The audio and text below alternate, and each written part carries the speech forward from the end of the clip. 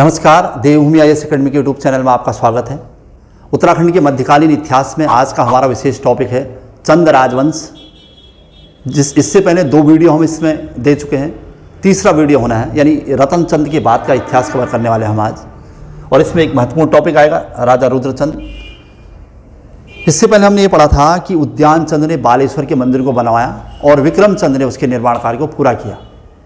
और बालेश्वर मंदिर के निर्माण कार्य को कराने में जगन्नाथ मिस्त्री का बहुत बड़ा योगदान था।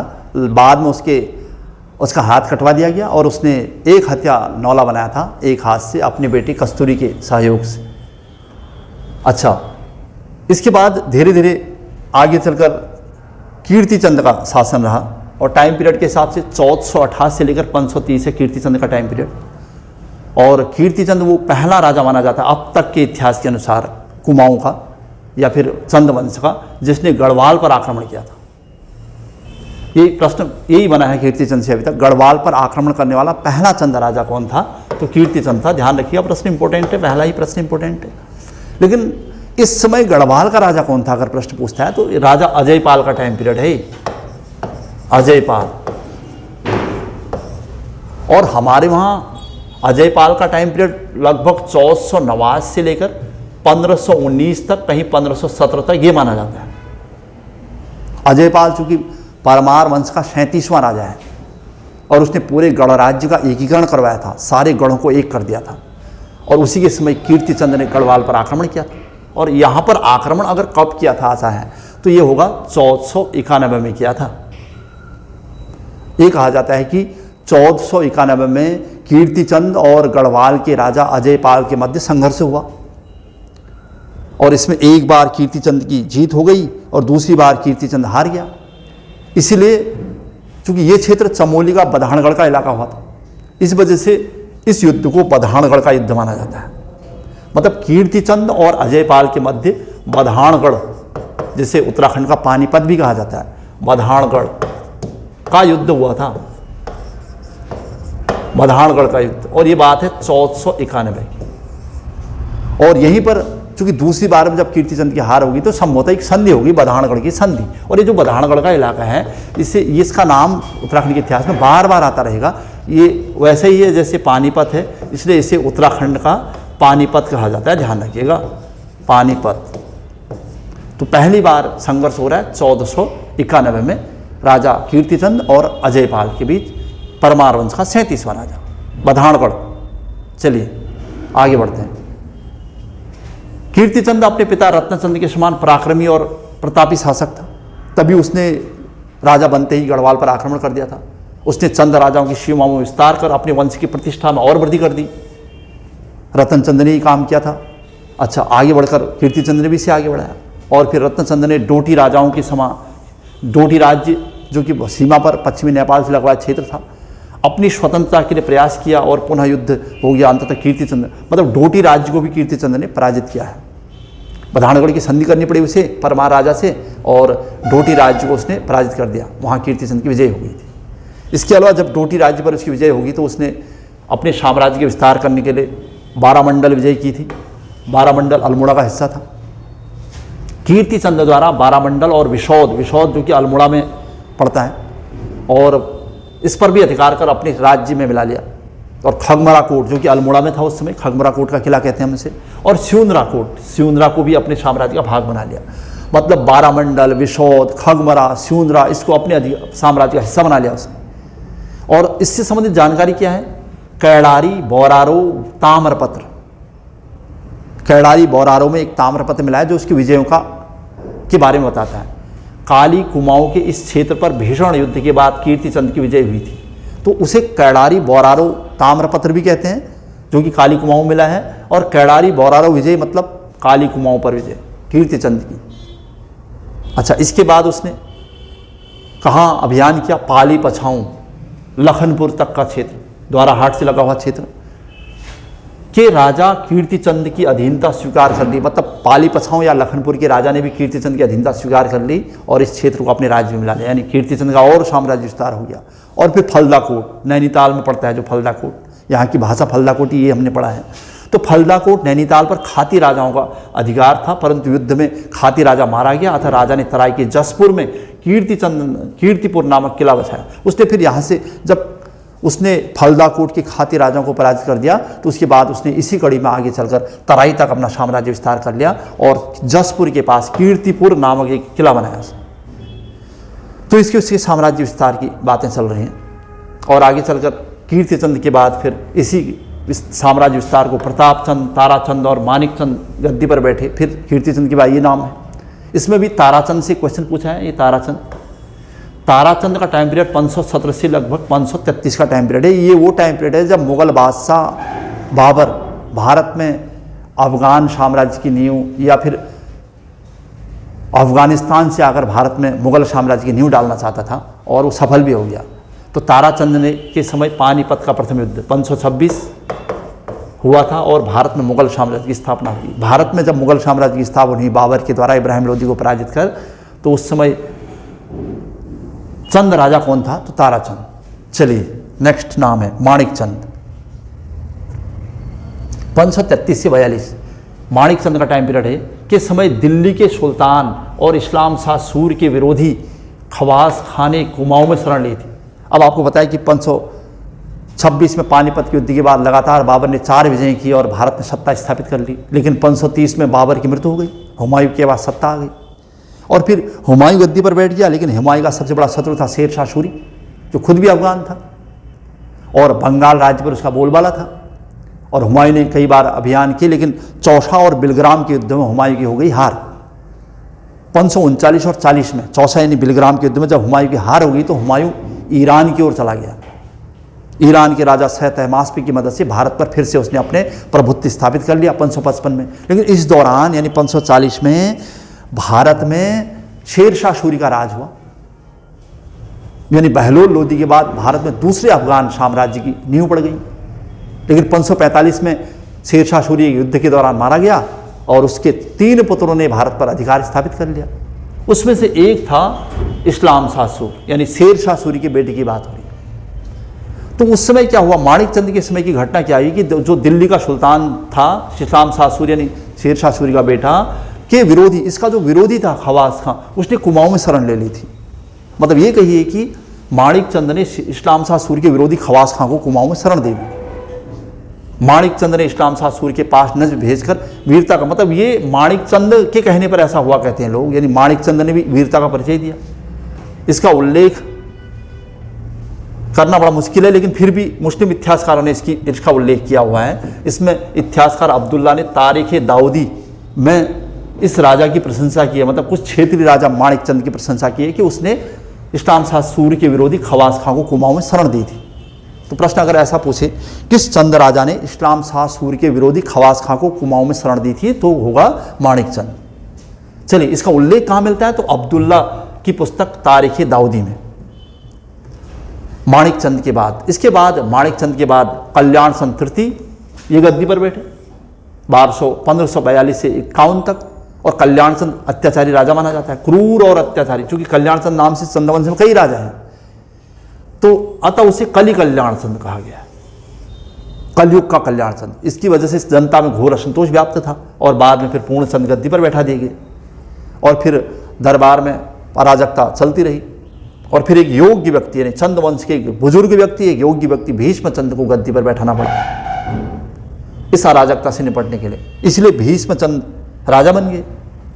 चूंकि 1555 से 560 का टाइम पीरियड है, यानी अब मुगल बादशाह अकबर बैठ गए हैं गद्दी पर, 556 में वैसे अकबर बैठ गए हैं और भीष्म चंद वंश का सबसे उम्र दराज राजा था। ध्यान रखिएगा, चंद वंश की गद्दी पर सबसे ज्यादा उम्र में कौन बैठे, तो भीष्म चंद। और चूंकि भीष्मचंद का भी कोई वैध पुत्र नहीं था कहते हैं, इस वजह से भीष्मचंद ने ताराचंद के पुत्र कल्याण चंद को गोद ले लिया। इसका नाम भी कल्याण चंद है, हालांकि ये आगे चलकर बालो कल्याण चंद के नाम से फेमस होने वाला है। भीष्मचंद के बारे में पढ़ रहे हम, चंद्रवंश का सबसे उम्रदराज राजा, और इसने ताराचंद के पुत्र कल्याण चंद को गोद लिया था। और पाली पछाऊ वाला जो क्षेत्र था और च्यूंद्रा अल्मोड़ा में उत्पन्न विद्रोह को शांत करने भीष्मचंद स्वयं गया था। अधिक उम्र की अवस्था या अधिक उम्र में भी उसने अच्छे सेनापति के रूप में पाली और च्यूंद्रा से विद्रोह को शांत किया था, ये कहा जाता है। और फिर उसे लगा कि साम्राज्य विस्तार तो है ही है, लेकिन जो कुमाऊं क्षेत्र में अराजकता की स्थिति है उससे निपटने के लिए भीष्मचंद्र ने राज्य के मध्य में खगमरा कोट, जो अल्मोड़ा में स्थित था, उसको राजधानी बनाने का निर्णय लिया। किस चंद राजा ने खगमरा कोट को राजधानी बनाने का निर्णय लिया था, घोषणा की थी? तो भीष्मचंद्र हुआ। किसके समय बनाई गई प्रश्न अलग है। तो खगमरा कोट अल्मोड़ा में, और जब खगमरा कोट को राजधानी परिवर्तन करने की घोषणा की गई भीष्मचंद्र के द्वारा, तो उसके आसपास रहने वाले जितने भी खस सरदार थे उससे काफ़ी व्यथित थे, दुखी थे। तो राजधानी परिवर्तन की घोषणा से सुनकर गजुआ बटंगा, या हमारे वहाँ उत्तराखंड की किताबों में गजुआ थिंगा, ये सब नाम दे हैं इसके। खस सरदार है कोई, खस नामक खस सरदार, जो कि रामगढ़ का अर्ध स्वतंत्र शासक था, ये कहा जाता है। इसका क्षेत्र रामगढ़ का था लेकिन यहाँ तक इसका विस्तार था, ने खगमरा पर आक्रमण कर दिया और धोखे से राजा की हत्या कर दी और स्वयं को बारामंडल का स्वतंत्र शासक घोषित कर दिया। लेकिन भीष्मचंद्र के कोई पुत्र तो नहीं थे, लेकिन उसका एक दत्तक पुत्र या गोद लिया हुआ पुत्र था, कल्याण चंद, जो बालो कल्याण चंद के नाम से फेमस था। उसका मूल नाम बालो था और बाद में उसने खस सरदार गजुआ बटिंगा का वध कर डाला और खगमरा कोट पर अधिकार कर लिया और अपने पिता के सपनों को पूरा करने के लिए राजधानी को चंपावत से अल्मोड़ा ले आएगा, यानी खगमरा कोट ले आएगा। वही होगा आगे चलकर बालो कल्याण चंद। चलिए, बालो कल्याण चंद्र 560 से लेकर 68, अकबर अब मुगल बादशाह बन चुके हैं 556 में। कल्याण चंद्र मुगल शासक अकबर का समकालीन था, ये प्रश्न ही इंपॉर्टेंट है पहले। 560 से, और सबसे बड़ी उपलब्धि, ये भीष्मचंद्र का दत्तक पुत्र था और इसके बचपन का नाम बालो था। भीष्मचंद्र का दत्तक पुत्र बालो कल्याण चंद्र, इसी नाम से बाद में अल्मोड़ा की गद्दी पर बैठेगा। उपलब्धियां क्या रही? एक तो खस सरदार गजुआ बटंगा की को मारकर उसने चंदवंश का बदला पूरा किया, अपने पिता के सपने को पूरा किया, जो राजधानी खगमरा कोट घोषणा की गई थी उसे पूरा किया। 560 में रामगढ़ को खस सरदार को पराजित उसकी पदवी धारण कर ली थी। और फिर राजधानी परिवर्तन, अब चंदों की राजधानी पहली बार चंपावत से शिफ्ट हो रही है अल्मोड़ा में। वो बात है 563 की।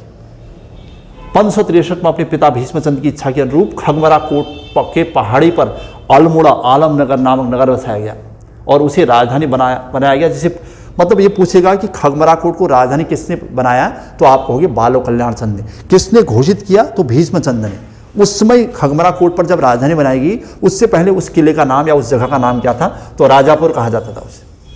आलमनगर तो बहुत बाद में नाम पड़ा है, तो राजापुर उसका मूल नाम था और उसे खगमरा कोट के नाम से वहाँ पर एक किला बनाया गया। और तब जाके अल्मोड़ा के क्षेत्रीय निवासियों को सम्मानित किया गया। उनके महत्व को जानते हुए दरबार में उन्हें ऊंचे ऊंचे पद दिए गए, जैसे काली कुमाऊं के जोशी, महरा, फरत्यालों को जागीरें देकर अल्मोड़ा में बसाया गया, क्योंकि ये वही चाराल थे जिन्होंने सोमचंद के समय सोमचंद के राज्य विस्तार को आगे बढ़ाया था, महत्व प्रदान किया था।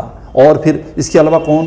रामगंगा और सरयू के मध्य स्थित जो रामगंगा नदी थी, पश्चिमी रामगंगा और सरयू नदी के मध्य स्थित मणकोटी राज्य के उपरेती और पंतों को अपना राज्य कर्मचारी बनाया गया। इसी से चंदवंश, मतलब उन्हें चंद, उस क्षेत्र को चंदवंश में मिला लिया गया और उपरेती और पंतों को राज कर्मचारी बनाया गया, ताकि अल्मोड़ा में भी एक राजधानी, मजबूत राजधानी की नींव पड़ जाए।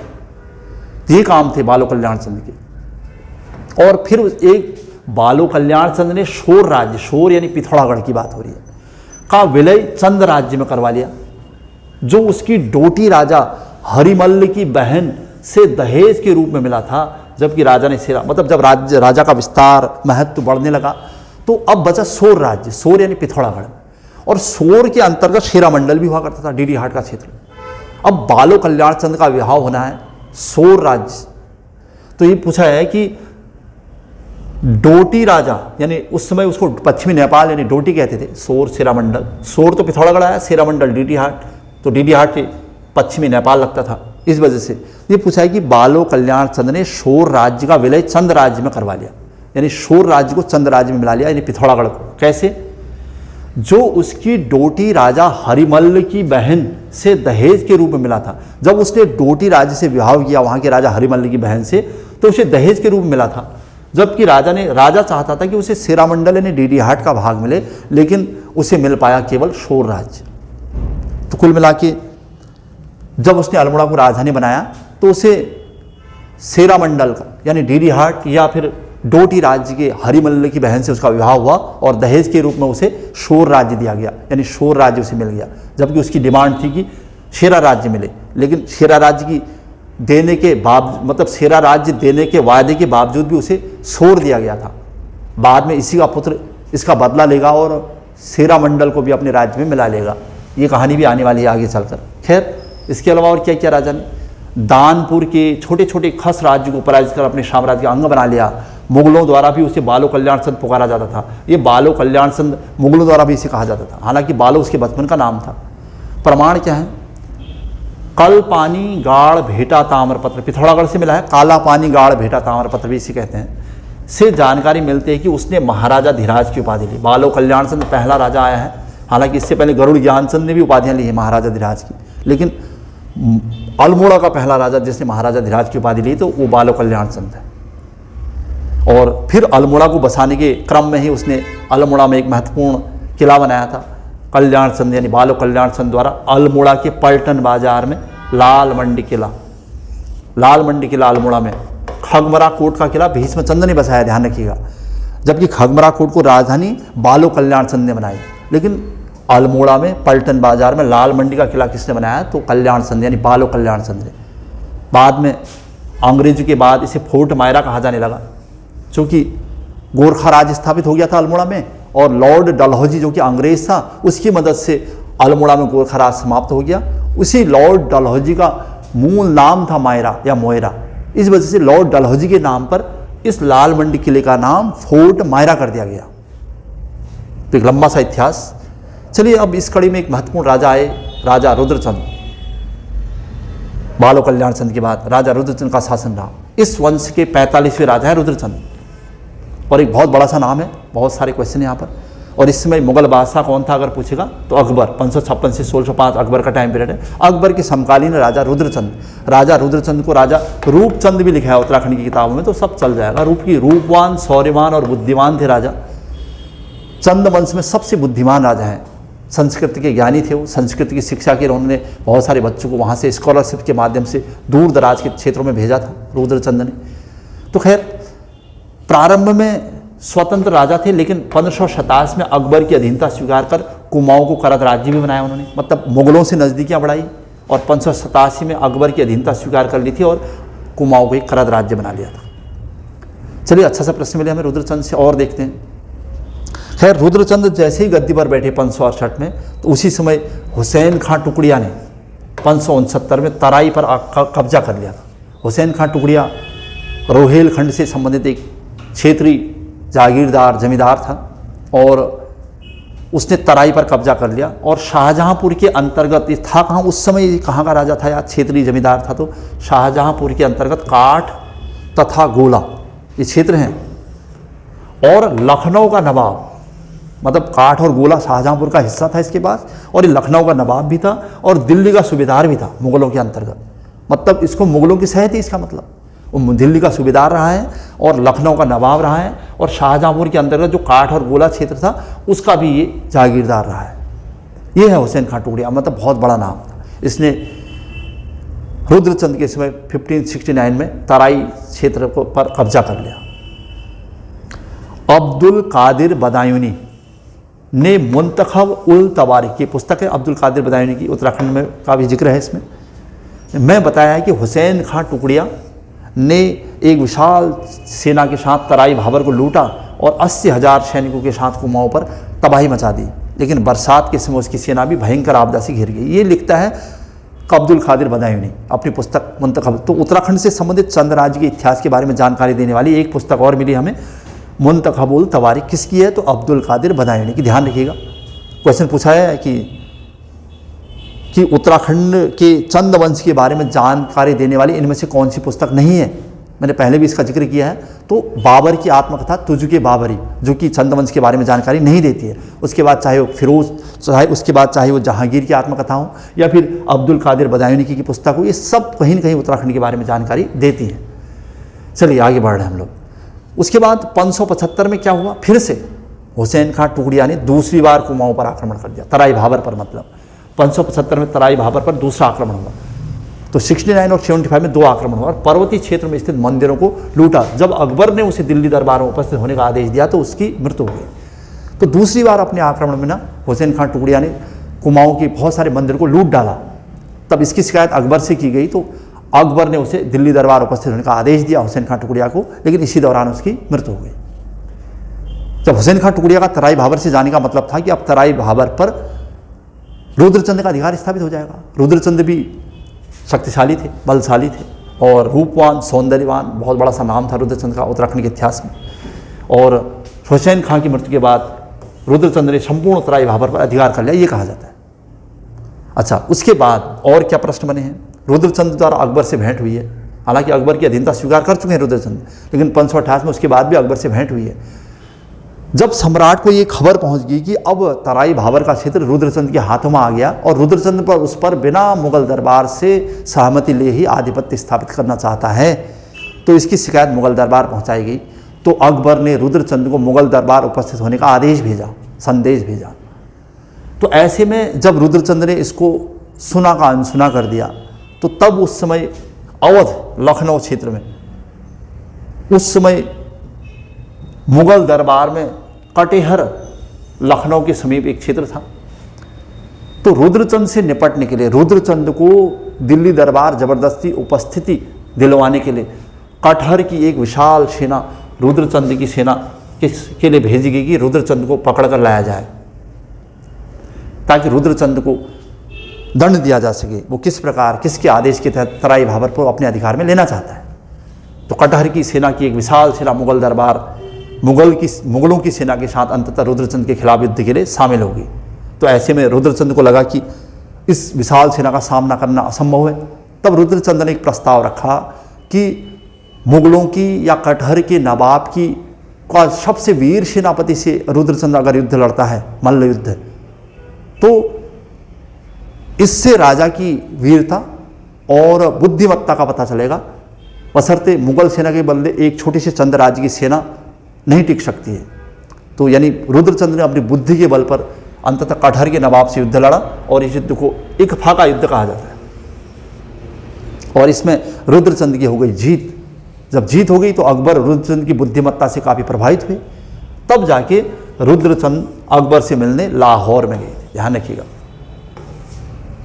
और फिर लाहौर में जब अकबर से भेंट हुई तो अकबर ने भी रुद्रचंद के सामने प्रस्ताव रखा कि वो अपनी बुद्धिमत्ता और योग्यता का परिचय मुगलों की सेना के साथ युद्ध लड़कर दें। जिन राजपूतों के साथ मुगलों का सबसे ज़्यादा संघर्ष है, उसमें अगर नागौर अभियान में रुद्रचंद भाग लेंगे तो उनकी इच्छा के अनुरूप उन्हें तराई भाबर भेंट किया जा सकता है।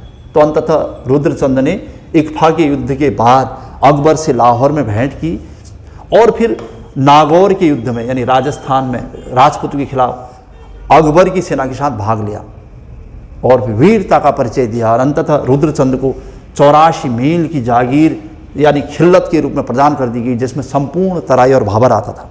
मतलब रुद्रचंद वह चंद राजा है जिसने अपनी वीरता और बुद्धिमत्ता के बल पर मुगल सम्राट अकबर से 84 मील की जागीर भेंट प्राप्त कर ली थी, जिसमें संपूर्ण तराई और भाबर आता था। अब इसी की रक्षा के लिए आगे रुद्रचंद ने तराई में वर्तमान रुद्रपुर नगर की नींव डाल दी। ठीक ही हुआ, रुद्रचंद ने अपने नाम से रुद्रपुर नगर की नींव डाल दी ताकि बाहरी यानी रोहिले आक्रमणों से इसकी रक्षा की जा सके। और जो प्रश्न इससे बने कि रुद्रचंद को पहली बार अकबर से मिलाया किसने, इस टाइप के प्रश्न हैं। तो रुद्रचंद ने बीरबल से मित्रता की थी, क्योंकि बीरबल अकबर के दरबार में रहते थे, हिंदू भी थे, और बीरबल के पुत्र को अपना पुरोहित बना लिया था। रुद्रचंद ने बीरबल के पुत्र को अपना पुरोहित बना लिया था। ये प्रश्न इंपॉर्टेंट है। तुजुके जहांगीर की जो आत्मकथा है फारसी भाषा में लिखी, में लिखा गया है कि कुमाऊं के राजा लक्ष्मीचंद के पिता रुद्रचंद को राजा टोडरमल के पुत्र बादशाह के समक्ष पेश किया था। राजा टोडरमल के पुत्र ने उसे मिलाया था। यानी रुद्रचंद को अकबर, मुगल बादशाह अकबर से भेंट किसने कराई? तो टोडरमल के पुत्र ने उसे अकबर से मिलाया था। ध्यान रखना, कब की बात है? 1588 की बात है लगभग। इससे पहले ही वैसे रुद्रचंद अकबर की अधीनता स्वीकार कर चुका था, ऐसा नहीं था। 1588 में जब रुद्रचंद ने अकबर से भेंट की तो अकबर को तिब्बती याक, कस्तूरी वगैरह ये सब यहाँ से भेंट किया था उसने। और रुद्रचंद ने अकबर से लाहौर में भेंट की थी, क्वेश्चन जो बने हैं उसमें। तो ये था अकबर से मिलना रुद्रचंद का। और इसके अलावा रुद्रचंद की अपनी व्यक्तिगत उपलब्धियाँ क्या रही? सीरा विजय, सीरा मैंने कहा था ना, सीरा मंडल है, डीडी हाट का क्षेत्र है। इससे पहले बालो कल्याण चंद्र को सीरा मंडल दिया जाना था, क्योंकि उसने डोटी के राजा हरिमल्ल की बहन से विवाह किया था, लेकिन धोखे से उसे क्या दे दिया? सोर क्षेत्र। अब इसी का बदला उसका बेटा रुद्रचंद लेगा आगे। तो उसने सीरा मंडल पर अभियान कर दिया। सीरा परगना उपजाऊ और समृद्ध था, इसलिए लेना चाहता था, लेकिन राजा हरिमल ने कल्याण चंद इसे प्राप्त नहीं कर सके थे। अतः पिता की इच्छा पूर्ति हेतु रुद्रचंद ने अनेक बार सीरा पर आक्रमण कर दिया, परंतु सफलता न मिल सकी। अंततः सेनापति पुरुषपंत के सहयोग से सीरा जीतने की योजना बनाएगी। मतलब सीरा मंडल को किसने जीता है? तो रुद्रचंद ने। किसकी मदद से? अपने वीर सेनापति पुरुषपंत की मदद से। जबकि शोर क्षेत्र को किसने जीता था या उसे दहेज के रूप में मिला था? तो बालो कल्याण चंद ने। ध्यान रखिए। अच्छा, जब रास्ते बंद कर दिए गए आने जाने के, तो अंततः हरिमल को पराजित होकर डोटी राज्य भागना पड़ा और सीरा मंडल यानी डीडी हाट वाले क्षेत्र पर रुद्रचंद का अधिकार स्थापित हो गया। इसमें पुरुषपंत का बहुत बड़ा योगदान है। तो सीरा विजय रुद्रचंद की महत्वपूर्ण विजयों में से एक थी, जो पुरुषपंत के सहयोग से हुई थी। चलिए आगे बढ़ते हैं, और क्या था इसमें खास बातें। सीरा विजय के बाद रुद्रचंद ने वहाँ पर, इसके बाद तो बहुत बड़ी बात थी कि चौगरखा, बारामंडल, मरसारी के जमींदार डसीला भैंसोड़ा जो वहीं के क्षेत्र निवासी थे, इनको बसाया और अस्कोट, जौहार और दारिया पर अधिकार स्थापित कर लिया। यह हरिमल का जो क्षेत्र, पूरे हरिमल के क्षेत्र को उसने ले लिया था। अच्छा, एक और प्रश्न रुद्रचंद से संबंधित। जब रुद्रचंद इन चीज़ों में व्यस्त था, यानी रोहिले आक्रमणों में व्यस्त था, तो उसी समय गढ़वाल के राजा बलभद्र शाह यानी बलभद्र परमार का भी आक्रमण हुआ कहते हैं। बधानगढ़ और ग्वालदम का युद्ध 1551 में काफ़ी महत्वपूर्ण माना जाता है। तो जो कि बधानगढ़ एक पहले से ही अजयपाल और कीर्तिचंद के बीच हो गया था। दूसरा युद्ध है बधानगढ़ यानी ग्वालदम का युद्ध 1551 में। तो बलभद्र शाह और कत्यूरी शासक सुकालदेव जिसे हम कहते हैं, के खिलाफ राजा रुद्रचंद के आदेश पर पुरुषपंत ने बधानगढ़ पर आक्रमण किया था। तो बधानगढ़ का युद्ध कब हुआ था? दूसरा, या ग्वालदम का युद्ध 1551 में। किसके बीच? गढ़वाल के राजा बलभद्र परमार के बीच। बलभद्र परमार, और बलभद्र परमार की मदद कौन कर रहा था? कत्यूरी, बचे खुचे जो कत्यूरी लोग हैं वो। और कत्यूरी राजा कौन है? अंतिम राजा सुकालदेव। और रुद्रचंद की वजह से की ओर से इस युद्ध में कौन लड़ा था? पुरुषपंत। तो ये युद्ध रुद्रचंद के वीर सेनापति पुरुषपंत और बलभद्र शाह की सेना और अंतिम कत्यूरी राजा सुकालदेव के बीच हुआ था। और इस युद्ध में अंतिम कत्यूरी राजा और रुद्रचंद का वीर सेनापति सुकालदेव मारा गया था। ध्यान रखना। इस युद्ध में बधानगढ़ का युद्ध भी इसे कहते हैं या ग्वालदम का युद्ध भी इसे कहा गया है। इसका रिजल्ट क्या निकला? तो इसमें पुरुषपंत को पराजित कर मार डाला गया, जो वीर सेनापति था। पुरखुपंत के नाम से इसे याद किया जाता है। तब रुद्रचंद ने सुखपाल देव या सुकाल देव से बदला लिया और कत्यूरी राज्य को अपने राज्य में मिला लिया। जो कत्यूरी राज्य का शल्ट क्षेत्र था उसे अपने राज्य में मिला लिया रुद्रचंद। तो यह अंतिम कत्यूरी राजा माना जाता है सुकाल देव, जो कि बधानगढ़ के युद्ध में रुद्रचंद से पराजित हो गया और इसका राज्य हमेशा के लिए चंद के अधीन हो गया था। ये महत्वपूर्ण घटना मानी जाती है रुद्रचंद के समय की। पुरुषपंत को या पुरखुपंत को कुमाऊं का रावट ब्रूसफुट कहते हैं इसको। ये ध्यान रखिएगा, ये प्रश्न पूछा अलग से तो मैं यहीं पर कवर कर देता हूँ। रुद्रचंद का सेनापति था। इसके अलावा रुद्रचंद के वीर सेनापति के साथ साथ रुद्रचंद बुद्धिमान राजा था और संस्कृत और हिंदी को प्रोत्साहन दिया था उसने। उच्च कोटि का दानी व्यक्ति भी था वो। और क्या प्रश्न बने? उच्च कोटि का विद्वान, प्रतापी, शिक्षा प्रेमी तथा दानी राजा था। उसने संस्कृत भाषा को प्रोत्साहन दिया था और युवाओं को संस्कृत के अध्ययन हेतु बनारस और कश्मीर भेजा था। किस चंद राजा ने संस्कृत अल्मोड़ा में संस्कृत शिक्षा को प्रोत्साहन दिया था और संस्कृत के अध्ययन के लिए वहाँ के छात्रों को कश्मीर और बनारस भेजा था? तो रुद्रचंद। अच्छा, खुद भी लिखा करता था, खुद भी संस्कृत में उसकी कई रचनाएं हैं। उसने कुमाऊं में नए सिरे से सामाजिक व्यवस्था स्थापित की थी, क्योंकि समाज में जो भेदभाव था, वर्ण व्यवस्था थी, उसके लिए उसने नया काम किया था। और इसके लिए उसने किताब लिखी है धर्म निर्णय या त्रैवर्णिक धर्म निर्णय, जो हमारे 3 वर्णों में खासकर सब मतभेद है उसको समाप्त करने के लिए। इसमें ब्राह्मणों के गोत्र और उसके पारस्परिक संबंध का आकलन किया था उसने। तो रुद्रचंद की एक महत्वपूर्ण पुस्तक मिली हमें, त्रैवर्णिक धर्म निर्णय या धर्म निर्णय, जो कि सामाजिक व्यवस्था के खिलाफ थी, यानी समाज में एक व्यवस्था स्थापित करने के लिए। और उसकी पुस्तकें उषा रुद्रगोदिया सैनिक शास्त्र, जो कि पक्षी आखेट पर लिखी गई पुस्तक है, ययाति चरितम संस्कृत में लिखी गई पुस्तक, शारा गगोद्य नाटिका, ये उसके महत्वपूर्ण पुस्तक है रुद्रचंद की। और सामाजिक व्यवस्था के अंतर्गत रुद्रचंद ने क्या किया? गढ़वाल के सिरोली ब्राह्मणों को अपना रसोइया बनाया ताकि समाज में भेदभाव न हो। अगर रसोइया में सिरोली ब्राह्मण खाना बनाता है तो सभी लोग समान तरीके से खा सकते हैं। और चौथानी ब्राह्मणों को दरबार में बुलाकर उनसे विवाह संबंध करवाए, जो कि उच्च वर्गीय ब्राह्मण माने जाते थे। ओले पड़ने पर और क्या किया उसने? ओले पड़ने पर थाली बजाकर सभी को सतर्क करने वाले ओली ब्राह्मणों का वर्ग बनाया। और अनाज का छठा भाग वसूल कर राजधानी पहुंचाने वाले कैनी खसों का कार्य निर्धारित किया। सबके कार्य निर्धारित किए उसने। कौन क्या करता था? कैनी खस क्या करते थे? अनाज का छठा भाग वसूल कर दरबार पहुंचाते थे। और ओली ब्राह्मण जो कि ओले पड़ने पर थाले बजाकर सभी को सतर करने का काम करते थे। और चौथानी ब्राह्मणों से विवाह संबंध और शिरोला ब्राह्मणों को अपना रसोईया बनाया। अच्छा, इसके अलावा रुद्रचंद ने सीरा मंडल में पहली बार रुद्रचंद ने सीरा मंडल, जिसे हम डीडी हाट कह रहे हैं, वहाँ पर विधिवत भूमि प्रबंधन करवाया। ये भी अपने आप में एक क्वेश्चन है कि सीरा मंडल में, हालांकि इससे पहले भूमि प्रबंधन की बात रत्नचंद ने करवा दी थी, लेकिन पहली बार सीरा मंडल में विधिवत भूमि प्रबंधन, अगर ऐसा प्रश्न पूछे तो फिर रुद्रचंद का टाइम पीरियड। और रुद्रचंद को मुगलों द्वारा अल्मोड़ा का जमींदार कहा जाता था। अब रुद्रचंद की चंद की स्थिति बहुत मजबूत हो चुकी थी। अल्मोड़ा का जमींदार किसे कहा जाता है? तो रुद्रचंद। इसने भी अल्मोड़ा में एक किला बना रखा है। फिर से इंपॉर्टेंट क्वेश्चन है, रुद्रचंद ने अल्मोड़ा में मल्ला महल का किला बनाया था। और रुद्रचंद ने अल्मोड़ा नगर में संस्कृत शिक्षा की व्यवस्था की थी, जो हम बात कर ही रहे थे। और इसके अलावा उसने जो योगदान दिया समाज के लिए, वो एक दो प्रश्न और हमारे पास हैं। और रुद्रचंद ने बालेश्वर मंदिर के पुजारी रामदत्त को जागीर प्रदान की और बालेश्वर मंदिर का पुनः जीर्णोद्धार, जो कि बालेश्वर मंदिर उद्यानचंद के समय बना था, उसका जीर्णोद्धार हो रखा है फिर से। किसके समय? रुद्रचंद के समय। अच्छा, राजस्व व्यवस्था में भूमि सुधार हेतु भूमि माप तथा भूकर का निर्धारण किया उसने। इस कार्य में उसका एक पुत्र था नेत्रहीन, जिसका योगदान है कुंवर शक्ति सिंह। ये पूछा है कि शक्ति गोसाई, रुद्रदत्त का बड़ा पुत्र शक्ति गोसाई या शक्ति सिंह, ये जन्मांध थे, बचपन से अंधे थे, अतः उन्हें कुमाऊं का धृतराष्ट्र कहते हैं। तो कुमाऊं का धृतराष्ट्र किसे कहा जाता है? रुद्रचंद के पुत्र शक्ति गोसाई को या शक्ति सिंह को। और रुद्रचंद की वीरता का उल्लेख अकबरनामा में भी मिलता है। ये कहा गया है, अबुल फजल ने लिखी अकबरनामा, जिसे हम अकबरनामा के कई भाग हैं, उसमें भी रुद्रचंद की वीरता के किस्से हैं। तो ये था रुद्रचंद और चंद वंश के महत्वपूर्ण राजा। इसके बाद रुद्रचंद के छोटे पुत्र यानी लक्ष्मीचंद गद्दी पर बैठेंगे। आज का हमारा विशेष टॉपिक यहीं पर समाप्त हो जाएगा और नेक्स्ट वीडियो हमारा लक्ष्मीचंद के बाद का इतिहास होगा। चलिए, आज की क्लास यहीं पर समाप्त हुई है। जय हिंद, जय उत्तराखंड।